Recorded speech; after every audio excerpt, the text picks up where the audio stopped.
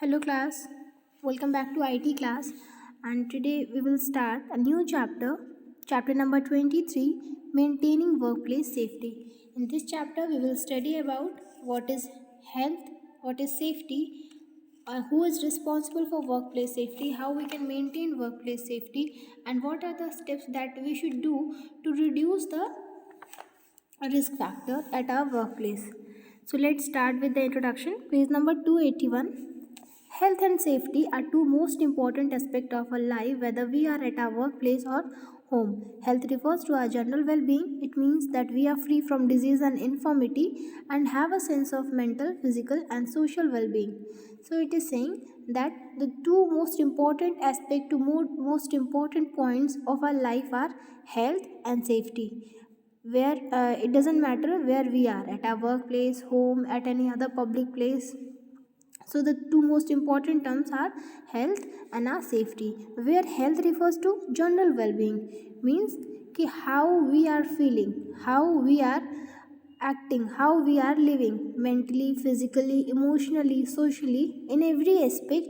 If we are feeling perfect, we are having good sense, so it means we are healthy. Healthy doesn't only means to your health, like you are not having fever, you are healthy. It also includes your mental health, your emotional health, and socially how you feel in the society. Uh, that also affects actually your mental health. Okay, here, safety refers to the feeling of security that enables us to work without fear of danger or injury in the workplace. And the safety word here, it is the feeling of security that you feel at your workplace, like you are working in such a condition that you are out of danger. आपको डर नहीं है वहाँ पर काम करते हुए किसी भी चीज़ का, ठीक है, आपको खतरा नहीं है, you are secure, you are feeling good कि हाँ, if there will be any accident, you will be saved. Okay, so ideally our workplace should offer us an environment where everyone enjoys protection from disease or infirmity and have a sense of being safe from accidents and injury. So the workplace should maintain, should offer such a environment जहाँ पर employees को protection हो, किससे, किसी भी disease से, किसी भी डिसेबिलिटी से, सिकनेस से, इवन जो होने वाले एक्सीडेंट्स या इंजरी हैं उन सब चीज़ों से। लाइक आप किसी ऐसे हज़ार्डियस इंडस्ट्री में काम कर रहे हैं जिसके फ्यूम से बीमारी हो सकती है, तो जो एप्लीकेबल प्रिकॉशंस हैं वो वहाँ फॉलो होने चाहिए ताकि एम्प्लॉयज़ को उस चीज़ से रिलीफ हो, उस चीज़ का उतना खतरा नहीं हो, ठीक है, they feel safe working there. Since the real world we are living in is anything but ideal, accidents do take place and people do get sick due to various reasons, including work related stress and communicable diseases. As we are living in the world which is perfect, ideal means perfect, and infirmity, that was a word in the second sentence. Infirmity means disability.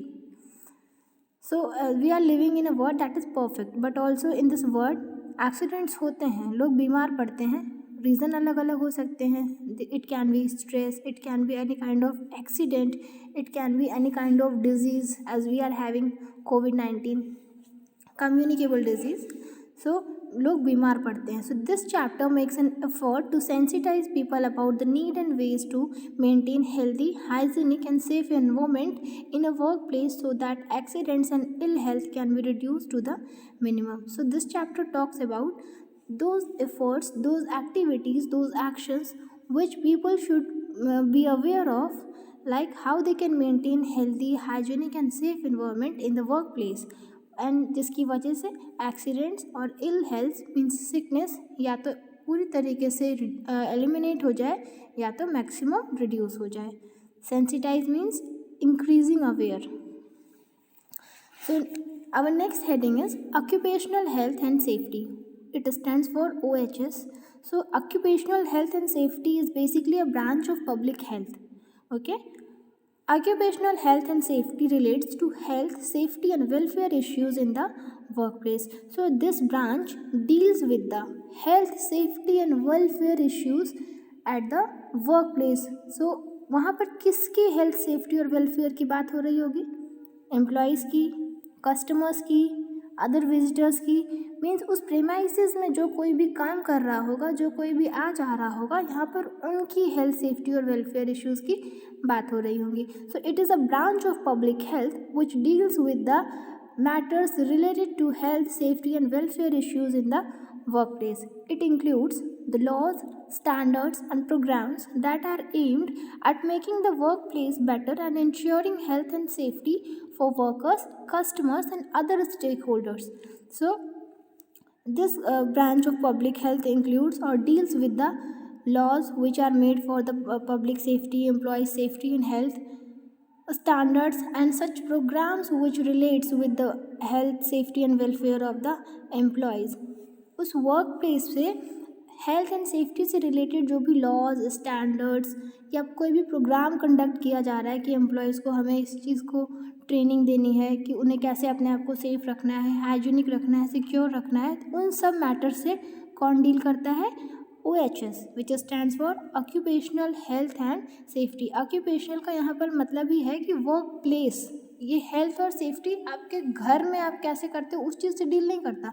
उस work place पर जो लोग काम कर रहे हैं, जो लोग कस्टमर्स हैं, जो विजिटर्स हैं या और भी जो लोग हैं जिनको वहाँ पर काम होने से या काम करने से इफ़ेक्ट पड़ रहा है, ये उनके हेल्थ और सेफ्टी की बात करता है.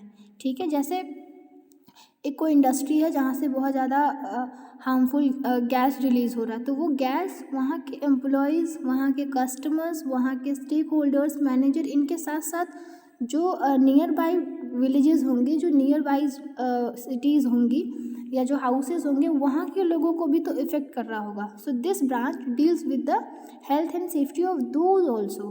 ठीक है. Improving a company's occupational health and safety standard ensures good business, a better brand image, and higher employee morale, mainly because of the following reason. So, अब बात ये तो था कि occupational health and safety के बारे में ध्यान देने के लिए एक ब्रांच बनाई गई है. ठीक है, तो उसकी नीड क्या है? जो फ्यूम निकल रहा है उससे लोगों को प्रोटेक्ट करना है, फ़िल्टर करके हमें एनवायरनमेंट में डालना है, उसकी नीड क्या है, क्या फ़ायदा होगा उससे उस बिज़नेस को, ऑक्यूपेशन को. Basically it ensures the good business, a better brand image. लोगों को आपके ऊपर ट्रस्ट होगा, लोग आपको बिलीव करेंगे, आपकी इमेज अच्छी बनेगी. एंड जो आपके यहाँ लोग काम कर रहे होंगे उनके अंदर उस चीज़ से अफेक्टेड होने का कोई डर नहीं होगा. सो उनका मोरल भी हाई होगा. Some reasons are there. It has a higher productivity as fewer work days are lost due to injury and ill health. जब आप प्रिकॉशंस फॉलो करोगे, सेफ्टी रूल्स फॉलो करोगे, सेफ्टी मेजर्स फॉलो करोगे, उससे क्या होगा? आपके एम्प्लॉयज़ बीमार कम होंगे. जब बीमार कम होंगे तो वो छुट्टी कम लेंगे. इट मीन्स कि आपकी प्रोडक्शन पर कोई इफेक्ट नहीं आएगा due to their sickness. Second point is healthy work environment at the work place helps to increase efficiency of the workers and the quality of their work. आपका जो work place है वहाँ का environment healthy होगा. ठीक है, ऐसा नहीं है कि एक दिन 2 दिन काम करने की वजह से किसी को बहुत ज़्यादा ठंडी लग गई, किसी को बहुत ज़्यादा लंग्स में इन्फेक्शन हो गया, वहाँ के प्रेजेंट जो केमिकल्स थे. जब ऐसा नहीं होगा, मीन्स आप हर चीज़ को ध्यान दोगे कि क्या क्या बीमारियां हो सकती हैं, क्या क्या एक्सीडेंट हो सकते हैं. आप पहले से ही उसका प्लान करके रखोगे कि कैसे इसको एलिमिनेट करना है. तो इससे क्या होगा कि जो लोग वहाँ पर काम कर रहे होंगे they will have the good efficiency of performing that particular task. So efficiency increase होने के साथ साथ काम की क्वालिटी भी इंक्रीज़ होगी. So it will indirectly give good efforts to your business. Next point is who is responsible for the work place safety. अब बात ये आती है कि वर्क प्लेस सेफ्टी हमें ध्यान देना तो कौन है वो जिसके ऊपर ये जिम्मेदारी आ जाती है कि अगर कोई मिस हैपनिंग होगी या एक्सीडेंट होगा, समथिंग इसकी तरह कुछ होगा तो जिम्मेदार कौन होगा. ठीक है, मीन्स इन सब चीज़ों का ध्यान किसको रखना है. अगर कोई फॉर एग्जांपल आपकी कोई फैक्ट्री है, छोटी सी फैक्ट्री जहाँ पे 8-10 एम्प्लॉयज़ काम कर रहे हैं. अब किसी को चोट लग गई तो उसकी जिम्मेदारी किसके ऊपर आएगी? ऑफ कोर्स आपके ऊपर, क्योंकि वो आपकी फैक्ट्री है. ठीक है. A work place is a location और a place of employment where someone works to earn his living. Such A place can range from a home office to a large office building or factory. So work place क्या होता है? सबसे पहले work place जहाँ पे लोग काम कर रहे होते हैं, जहाँ पे एम्प्लॉयज़ काम कर रहे होते हैं, एम्प्लॉयमेंट कर रहे होते हैं। क्यों? To earn their living. वो काम करते हैं, आप पैसे देते हो। ऐसे ऐसे प्लेस को हम वर्क प्लेस कहते हैं। और वर्क प्लेस छोटे से होम ऑफिस से लार्ज ऑफिस बिल्डिंग और फैक्ट्री को भी कहा जाता है। वर्क प्लेस मतलब चाहे वो छोटा हो चाहे वो बड़ा हो, वहाँ पर आप या कोई काम कर रहा है to earn their living, so it will be considered as work place. Main responsibility of ensuring that the workplace is safe for workers, customers and other stakeholders lies with the employees or owner of the workplace. Employees must also learn and observe health and safety rules laid down by the government, company, owner, manager and supervisor, etc. So, उस work place में जो safety ensure करने की जिम्मेदारी है वो किसकी है? वो किसकी है? ओनर और employer of the work place, जिसने आपको काम पर रखा होगा, जो उस पर्टिकुलर एरिया की जिम्मेदारी ले रखा होगा, या फिर जिसका वो फैक्ट्री, ऑफिस या बिजनेस होगा जहाँ पर आप काम कर रहे हैं। ठीक है। सो जो एम्प्लॉय है मीन्स जिसने एम्प्लॉयमेंट दी है, जो वहाँ पर एम्प्लॉयमेंट कर रहा है, जो एम्प्लॉय है, उसकी भी जिम्मेदारी है कि जो भी रूल, रेगुलेशन, सेफ्टी मेजर्स बताए जाते हैं गवर्नमेंट के द्वारा, कंपनी, ओनर, मैनेजर या सुपरवाइज़र के द्वारा कि आपको ऐसे करना है, ऐसे नहीं करना है, ये सूट पहनना है, ये नहीं पहनना, मास्क लगाना है, गॉगल्स लगाने हैं, तो जो सेफ्टी मेजर्स बताए जाते हैं, एम्प्लॉय की जिम्मेदारी है कि उन चीज़ों को ऑब्जर्व करे, उसे सीखे और डेली यूज़ में लाए। ठीक है। INSEAD occupational health and safety program including a written health and safety policy and procedure। इसके साथ साथ जो ऑक्यूपेशनल हेल्थ या सेफ्टी प्रोग्राम में चीज़ें बताई जा रही हैं, और अभी हमने पिछले चैप्टर में पढ़ा था, चैप्टर 24 और 25 में, ये हर वर्क प्लेस का उनका customized written health and safety policy and procedure हो सकता है। सो अगर उस पर्टिकुलर वर्क प्लेस की कोई रिटन ये customize safety policy and procedure है, तो उसमें भी जो रूल स्टेट किए गए हैं, जो बताए गए हैं कि एम्प्लॉयज़ को क्या करना चाहिए, क्या नहीं करना चाहिए, वो सब एम्प्लॉयज़ को फॉलो करना चाहिए। ठीक है। तो directly who is responsible? The owner और द मैनेजर और the employer of that work place. But ये एम्प्लॉयज़ की भी जिम्मेदारी है कि जो rules, regulation, policies, safety measures बताए जा रहे हैं, जो आपको करने के लिए कहा जा रहा है, आप उनको फॉलो करें। Next is maintaining work place safety. Fire, slip and falls, electrical mishandling and short circuits, injuries in the form of cuts and wounds are the most common type of accident that occur in a workplace। ये हमने पिछले भी chapter में पढ़ा था कि most common type of accident जो एक वर्क प्लेस में हो सकते हैं वो क्या है? आग लग जाना, गिर जाना, स्लिप करके गिर जाना, कहीं ऊंची जगह से गिर जाना, इलेक्ट्रिकल शॉक लगना, शॉर्ट सर्किट होना and some short injuries in the form of cuts and wounds. ये क्या है? Some common type of accidents that occur in a work place. After this, general precautions in a work place means what are the some measures, some rules we should follow in the workplace. Some general precautions that can be observed to keep the workplace environment safe and healthy are as follow. The first point is eliminate workplace fire hazard including। So यहाँ पर इस topic को आप ऐसे पढ़िए कि you are the employer, वो work place आपका है, आपने एम्प्लॉयज़ को एम्प्लॉयमेंट दी है। सो फर्स्ट पॉइंट आपको क्या करना है? Eliminate work place fire hazard including. So fire hazard का मतलब ऐसी चीज़ें जिनकी वजह से आग लग सकती है या और ज़्यादा बढ़ सकती है, उन चीज़ों को उस वर्क प्लेस से एलिमिनेट करना है, हटाना है, रिमूव करना है। सबसे पहला, replace damage electrical outlets, cords, cables etcetera. Means short circuit से सबसे आसानी से आग लगता है ऐसी जगहों पे। सो जो डैमेज इलेक्ट्रिकल आउटलेट्स होंगे, कॉर्ड्स होंगे, केबल्स होंगे, वायर्स होंगे, स्विचेस होंगी, आपको सबसे पहले उन्हें रिप्लेस कर देना है with a new one. Next, eliminate overloaded outlets and circuit. Overloaded wires में क्या होता है? वो जल्दी से मेल्ट हो जाती हैं और वायर सर्किट हो जाता है, शॉर्ट सर्किट हो जाता है, सो आपको उनको रिमूव करना है। Then remove combustible objects from unsecured locations. So what is combustible objects? You must have read this term in your science class, that combustible objects are those objects which can easily get burned, ठीक है, जिनमें जल्दी से आग लग जाए, जैसे paper, would, cotton, clothes, ये सब क्या है, कंबस्टिबल ऑब्जेक्ट है.